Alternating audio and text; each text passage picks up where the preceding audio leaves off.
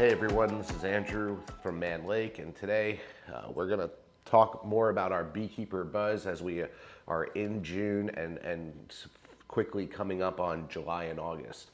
A quick note just before we start, the reason that we're doing this, the reason that we're trying to talk about what is upcoming in the season is so we can help everyone to try to be as proactive in beekeeping as possible. Too often we are reactive to what we're seeing. My hive is now swarming. I have mites now. I have queen issues now. And then we need to wait on either ordering or fixing things, and we lose valuable time. In beekeeping, if we are proactive, if we are aware of what's coming in the upcoming season, we have a far better chance to be able to dictate and handle what may or may not happen, because we're going to be in a position to tell the bees, you know, what we want done. And so we're hoping that some of that information continues to be helpful to you guys.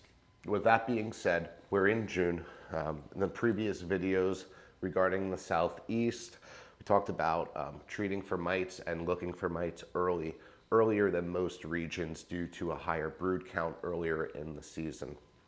After that, we talked about the importance of feeding throughout a dearth, which for the most part we are currently in. If you are not in it yet, you will be soon, but we're going to start getting into that dearthy season, which is by definition a lack of nectar and pollen. We talked about in a previous video how when you have a lack of pollen coming into the hive, that's going to affect the amount of brood that your queen lays. So if you have any questions, definitely make sure to check out those previous videos. And now, as we sit here in June and we're thinking about July and August and what we could expect, we know that we need to feed our bees. If you haven't treated for mites or poked around and looked for mite counts, you need to get on top of that and do that as soon as possible. But while we're feeding, we do want to think about making some other decisions.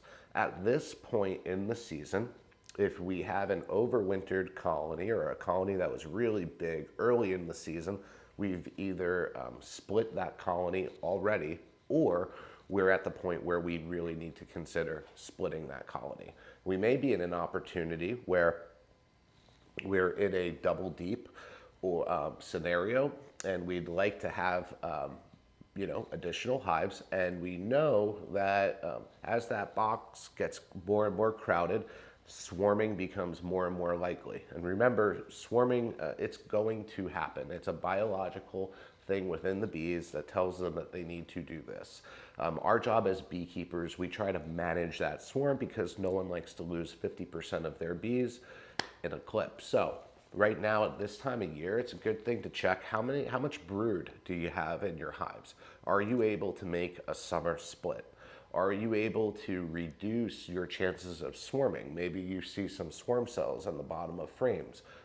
You have some nuke boxes, and those are pretty much your stock queen, essentially, right? It's a queen cell. Maybe you want to look to purchase a queen and put it into a new hive. So we're at a time right now where we know that as we look forward throughout the summer and winter, we are going to have plenty of time in the southeast, mostly due to weather, to continue to feed a young colony today. So think about that. You're instead of allowing, take a look, see if your bees, if you think that they may be on the verge of possibly swarming, or your hive is really ready to break off into an additional hive. Summertime in the southeast is an ideal time to do that. And of course, with any split that you do, make sure that you feed it heavily until that colony is able to take care of itself. For more information, stay tuned, and we look forward to talking to you again.